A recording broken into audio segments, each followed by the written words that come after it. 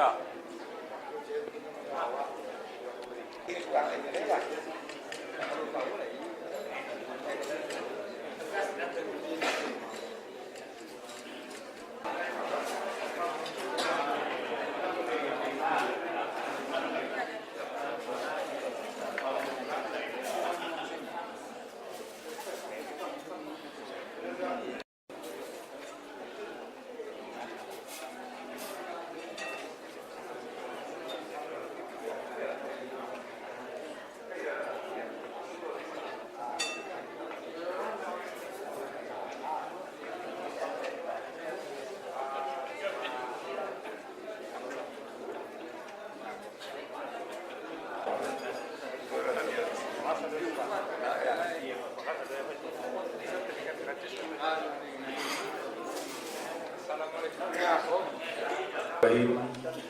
Assalamualaikum warahmatullahi wabarakatuh. Pertama dan utama sekali, marilah sama-sama kita memanjatkan puji dan syukur kepada Allah SWT atas limpah rahmat dan karunia-Nya kepada kita bersama pada sore hari ini menjelang berbuka puasa.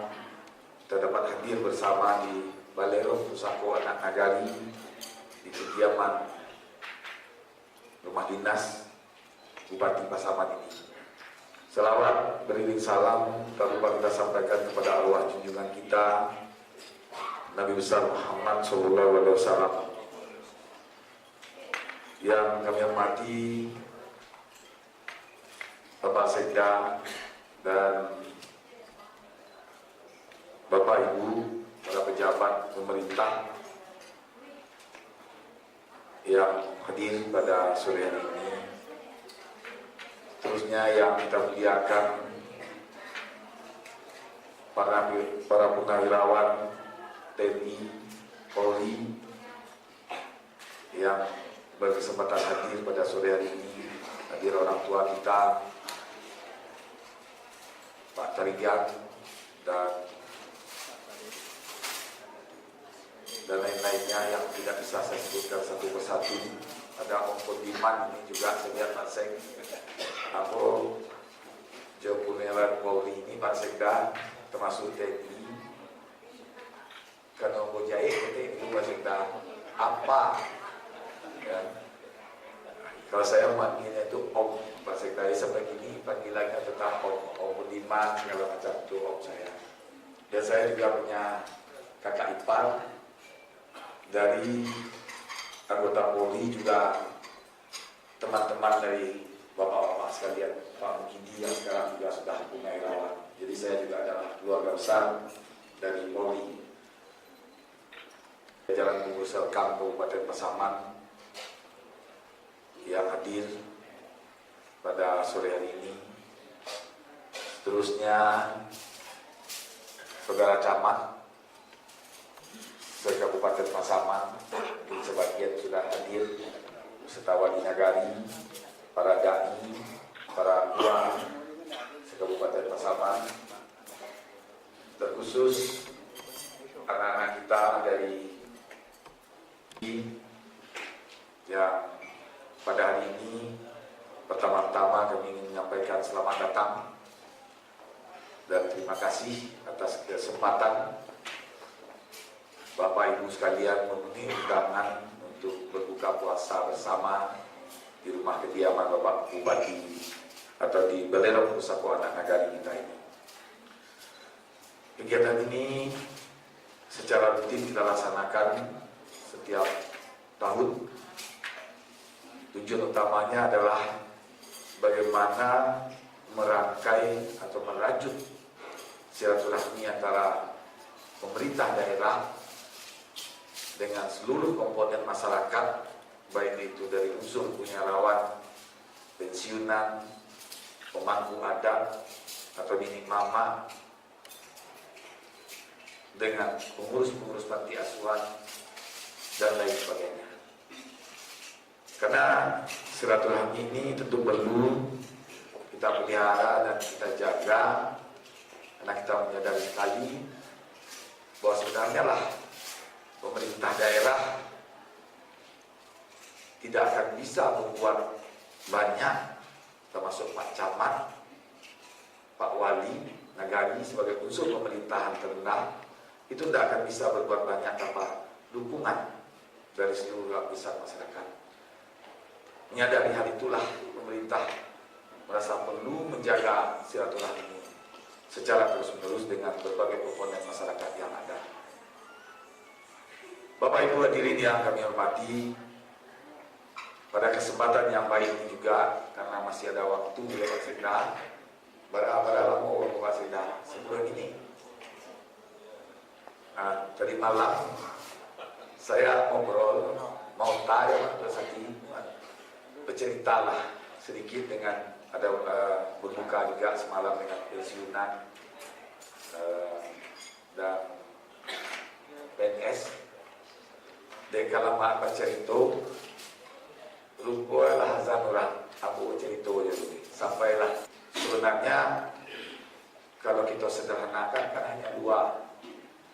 Ya Bang Marian, yang pertama sering saya sampaikan, memberikan kesejahteraan kepada masyarakat. Yang kedua, memberikan rasa aman kepada masyarakat. Itu tugas pokok pemerintah. Tetapi untuk mewujudkan kesejahteraan tadi, banyak cara. Ya, banyak cara. Banyak program ya yang kita lancarkan.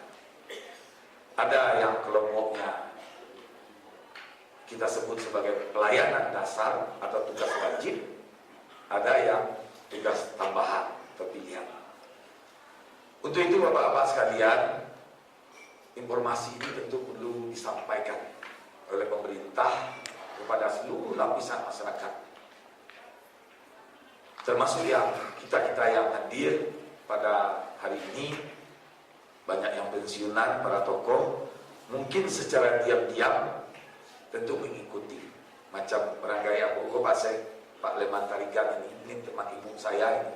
Ibu saya sudah sakit Pak, sudah 6 bulan terakhir, kondisinya sudah menurun ya, sampai saat ini ya, mungkin Pak tidak usul-usul 5 hari lagi ya, kondisinya sudah menurun lah karena usia 79. Tentu mengikuti perkembangan yang kita lakukan dalam konteks memberikan kesejahteraan kepada masyarakat tadi. Kami pada kesempatan ini ingin menyampaikan, kita menempatkan 3-4 pilar utama pembangunan Kabupaten Pasaman. Jadi ini adalah kalau dihitung masa kepemimpinan kami dengan Pak Daniel sebagai Wakil Bupati, kau tahun ketiga Pak, tanggal 29 Agustus besok genap usia kepemimpinan kami itu 3 tahun dengan Pak Daniel.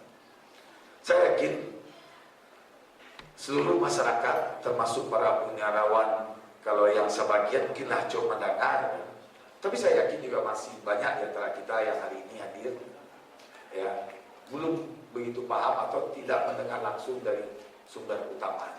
Sebutlah kami selaku Bupati Pasaman.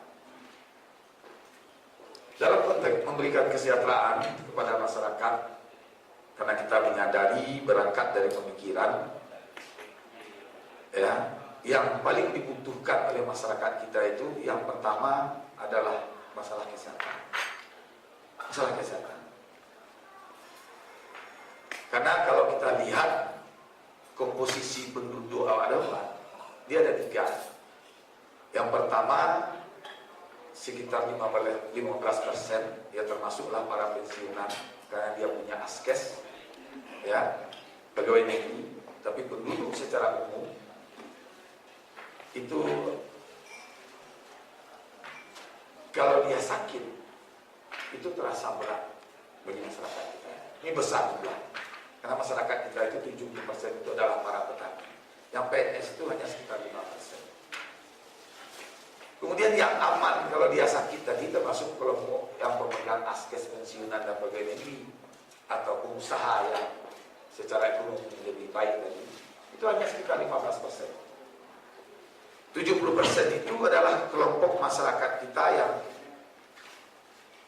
petani tadi itu yang rentan Kalau Kosambi itu mudah dia bergerak menjadi keluarga miskin kalau tidak diamankan, tidak dilakukan pengamanan dalam kondisi yang sakit tadi. Kemudian 10% inilah termasuk kategori selama ini yang kita sebut dengan kelompok keluarga miskin. Nah, ini ada Jamkesmas. Tapi yang 70% tadi, yang selama ini tidak ada tanggungan, tidak ada jaminan. Untuk itulah Bapak Ibu sekalian, kita mulai 1 Januari Patang 2013 meluncurkan program jaminan kesehatan secara total coverage untuk seluruh penduduk Kabupaten Pasaman. Jadilah PRE berubah Pak Menteri, termasuk dirujuk ke Bukit Tinggi dan ke Padang. Jadi seluruh penduduk Pasaman telah dijamin dengan asuransi secara total coverage namanya, tanpa terkecuali oleh pemerintah daerah. Kalau di kabupaten di Sumatera Barat, kalau tidak salah ya Pak Sekda, kita adalah kabupaten pertama ya, yang menjamin seluruh penduduknya. Kita kabupaten pertama. Nanti saya akan cerita apakah Kano Kayo, Pak Leman, apa Pasaman ini dapat biar tua Omar. Nanti kita cerita. Bukan karena kayanya Pasaman. Kita tidak daerah kaya, tapi alhamdulillah kita mampu ya mengasuransikan seluruh penduduk kita tanpa terkecuali. Kok kayo lah Pasaman Barat dari Baji pada Bapak. Tapi Pasaman Barat rakyatnya mesti membayar Bapak. Kayo nak Bukit Tinggi kota kan pada Bapak. Tapi alhamdulillah ya kita maju selangkah dalam hal itu. Dan saya sampaikan ini sebenarnya termasuk pelayanan dasar. Masalah kesehatan termasuk pelayanan dasar. Kemudian yang kedua, setelah kita luncurkan program itu Pak, ternyata memang kunjungan ke rumah sakit kita, ke puskesmas, itu meningkat tajam. Baik itu rawat jalan maupun rawat inap. Kalau balik jalan apa-apa sore-sore atau pagi, rumah sakit kita itu penuh tiap hari. Sehingga kekurangan ruangan untuk rawat inap. Kita mengembangkan rumah sakit itu secara terus-menerus. Di samping itu, ada kebiasaan masyarakat kita, ini di bidang kesehatan tadi. Kalau sakit surang, misalnya dari Tigonagari atau dari Rau atau dari Panti, pengantarnya ini supporter kalau saya bilang itu ramai Pak. Sakit itu surangan, tapi nama antar itu paling 5 orang. Sehingga malam hari kalau kita jalan ke rumah sakit itu saja, ya tidurlah di sekitar selasar rumah sakit. Aduh nanti bawa tangga untuk rumah sakit itu ya, jadi ada batangnya lompat lalu terpikir sama saya. Kalau ini nah sakit lah jadi kita ubah kok Pak. Insya Allah sehat ya. Satu orang yang singgah bagi keluarga pasien terus anak itu yang terutama yang tidak punya keluarga di Lubuk Sampir. Untuk kaum ibu perempuan itu ada di Hotel Angko. Itu kerjasama dengan PAS Kabupaten Pasaman. Untuk bapak-bapak laki-laki itu di Mes Gunung Pasaman. Jadi kalau Pak Cari ada rumah singgah, ini rumah singgah apa? Rumah singgah bagi keluarga pasien. Untuk ya, perai kan tidak bayar. Sekali lagi itu perai gratis. Inilah bentuk kesungguhan kita memperhatikan masalah kesehatan masyarakat kita. Sebelum itu 2011 di awal kepemimpinan kami dengan Pak Daniel, kita dekatkan. Saya lihat masih ada jorong-jorong kita itu belum diisi oleh bidan tenaga kesehatan. Kita canangkan 1 jorong 1 bidan. Itu alhamdulillah sudah berjalan. Ya Memar yang sampai ke Pangian ada bidannya, yang Memar sampai ke pelosok-pelosok Pasaman itu sudah ada. Tidak ada lagi jorong kita yang tidak ada bidan di situ. Kemudian kita bangun sarana Polindes, Pustu. Ya kita dalam rangka mendekatkan pelayanan kesehatan kepada masyarakat kita. Ini di bidang kesehatan. Ini yang kita sebut dengan salah satu pelayanan dasar, salah satu pilar utama pembangunan kita.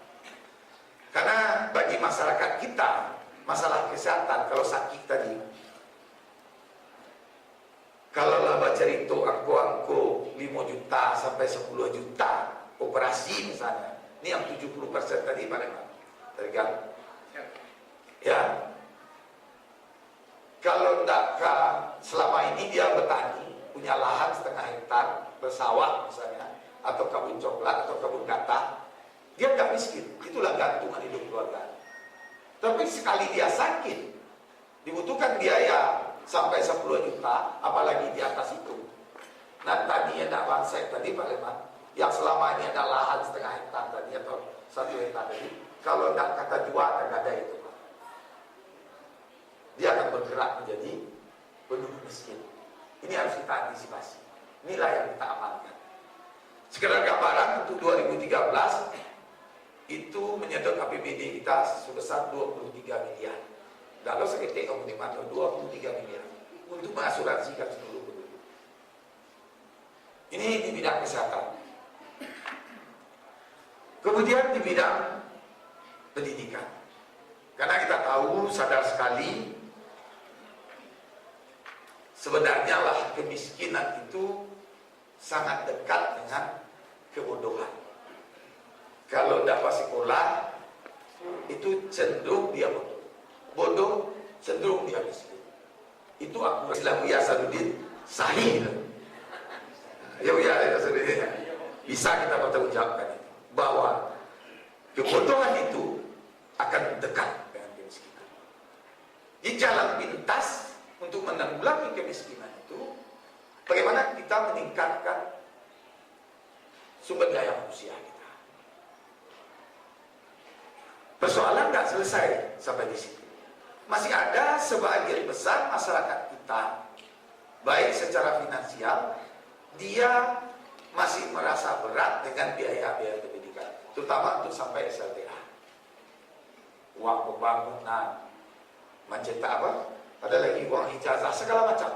Itu dirasakan berat bagi masyarakat kita, sebagian besar masyarakat kita. Untuk itulah mulai 2014 besok kita sudah lahirkan juga peraturan daerah tentang pendidikan gratis 12 tahun. Nah, jadilah PRLO adalah maju selangkah. Jadi dulu seketik. Jadi kita 2014 meluncurkan program pendidikan gratis sampai 12 tahun, baik negeri maupun sekolah di lingkup Kementerian Agama dan swasta. Jadi kita gratiskan haji sampai 12 tahun. Ditanggung yang gratis itu masyarakatnya, yang menanggung kembali pemerintah. Itu anggaran untuk alokasi itu sekitar 12 miliar angka-angkanya. Ya Mas Hidayat, sekitar 12 miliar, 12,5 miliar. Pintijo dulu haji. Ya.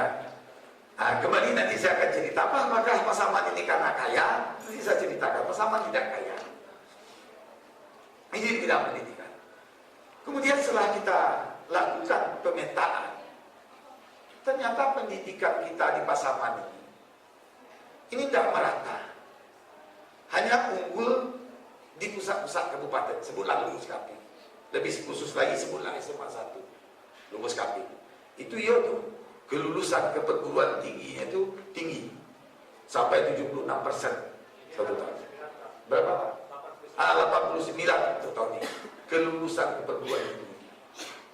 Tapi setelah kita telisik, cari-cari kecamatan, SLTA lain, SMA lain, SMK lain, itu rendah. Sehingga secara total menyeluruh, anak-anak kita yang melanjutkan ke perguruan tinggi itu tidak lebih dari 20%. Kalau lebih 2.000 orang setahun, yang melanjutkan itu hanya 20%. Kira-kira hampir ratusan. Selebihnya kita bisa bayangkan, itu adalah pengangguran terselubung. Itu persoalan. Ya saya sampaikan ke Pak Sekda, kepada Dinas Teknis, target kita itu masalah pendidikan tidak hanya sekedar lulus ujian nasional, tetapi bagaimana anak-anak kita ini lulus di perguruan tinggi. Targetnya harus perguruan tinggi. Nah, salah satu penyebab kenapa kecamatan lain atau kenapa SMA 1 ini unggul setelah kita lakukan, kita pelajari, rupanya banyak tambahan-tambahan jam belajar. Ada bimbel, ada segala macam. yang tidak didapatkan oleh anak-anak kita dari SMA-SMA lain, SLTA lain yang ada di kecamatan lain. Sehingga tidak ada pemerataan pendidikan. Untuk itu saya sampaikan kepada dinas teknis, nah, kalau berjalan insya Allah mulai Januari kemarin, bimbel gratis untuk anak-anak kita di seluruh sekolah, nah, baik negeri, swasta, termasuk sekolah di lingkup Kementerian Agama. Alhamdulillah ini sudah berjalan. Kita lihat hasilnya. Kemarin saya minta laporannya. Itu yang saya ingat itu SMA Raul. Ada 3 jalur untuk penerima di perguruan tinggi itu kan ada 3 melalui undangan itu. Kalau yang dulunya hanya 25 ya SMA 1 Raul itu. Sekarang 76 orang melalui undangan saja. Jadi alhamdulillah begitu juga SMA-SMA lain ini meningkat tajam. Karena bimbel secara gratis. Ternyata membayar 32.000 sebulan bimbel itu bagi keluarga, bagi sanak saudara kita ini masih mahal. Ternyata itu, Pak. Dengan kita gratiskan, buktinya mau dia bimbel, meningkat kelulusan ke perguruan tinggi. Ini yang kita harapkan.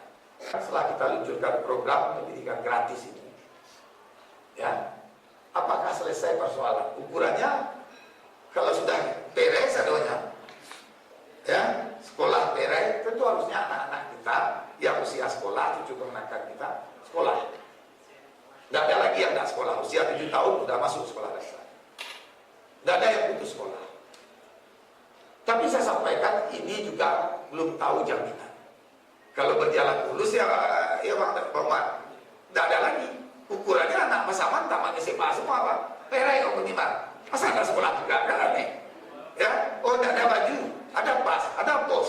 Tidak ada persoalan sebenarnya. Tetapi tidak. Masih banyak kemungkinan persoalan. Saya salah satu melihat pola pikir masyarakat kita. Ini juga saya sampaikan kepada Dinas Pendidikan, tolong ini kita kaji. Ambo jalan petang Pak Nabi, ini Dewan Pendidikan hadir ini. Berjalan ke Kampung Bali, ke Kampung Ahmad Bodoh. Basuhlah, pajak-pajak mau balik. Jam-jam sekolah. Ya, berjalan bawa Pak. Mengapa sekolah? Cek Bobia. Ini bapak mamanya, tahunya mas bawa mamanya, bukan orang kedua ya.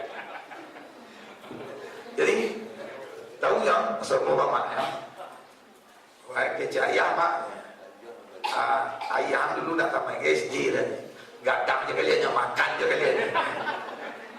Rupanya gatah untuk itu jam.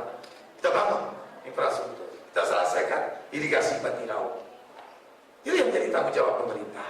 Kita buka akses. Contohnya gatah dulu di Silayang. Kalau dulu ya ragonya kalau di Lau rago 8.000, di Silayang 1.000 ragonya. Karena harus membawa dengan mobil double ganda. 1 tonnya 600.000. Sekarang alhamdulillah ini sudah bisa ditebus. Nah, kini setelah Kajian dari Silayang ke Kampung Boman, kamu harus ngeluluh. Kita buru itu. Kita targetkan 2015 harus tuntas. 2014 malah. 2014 tuntas. Sampai harus ngeluluh. Nah ini akses infrastruktur, jalan, jembatan, irigasi. Ini 3 pilar ketiga pembangunan kita.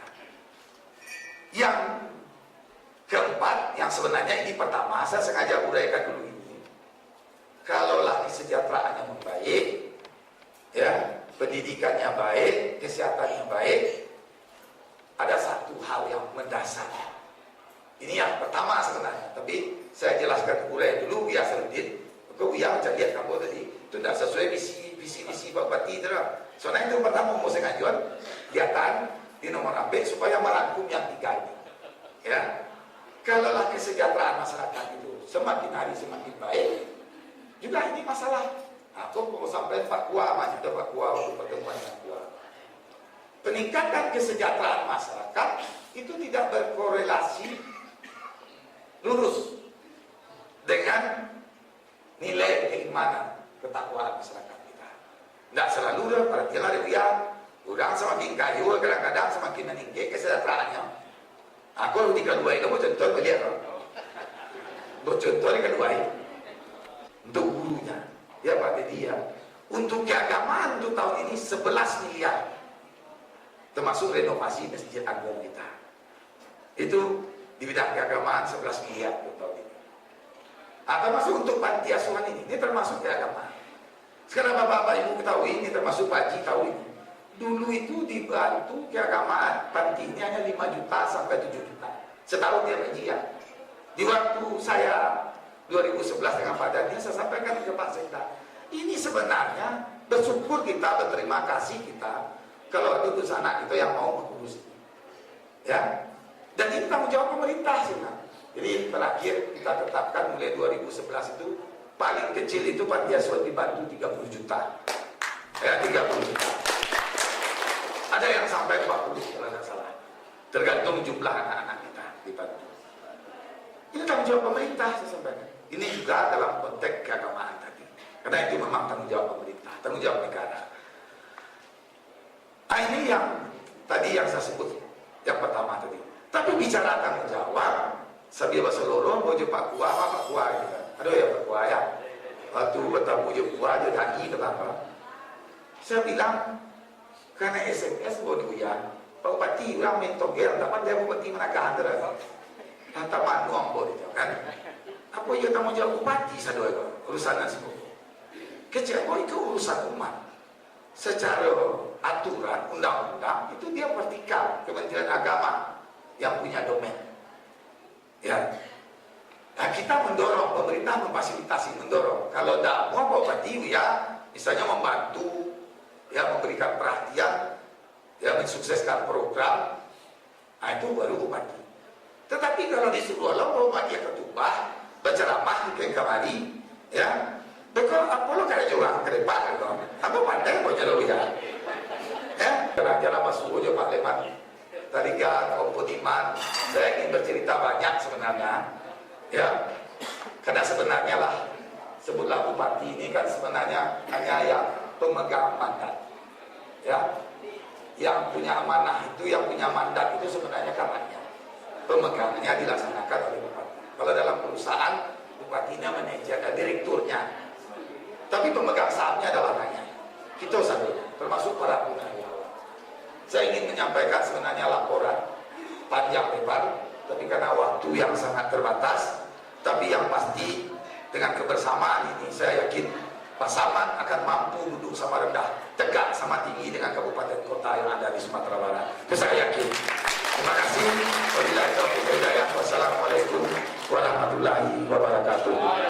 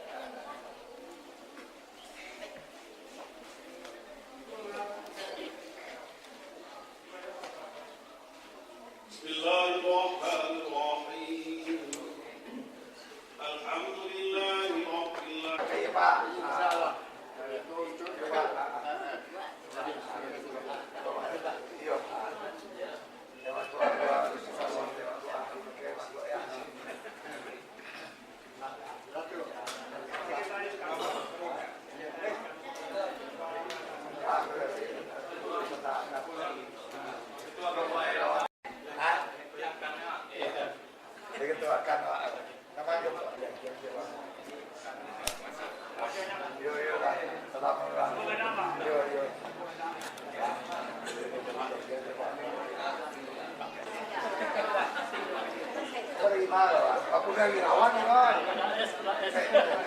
Ada es Pak.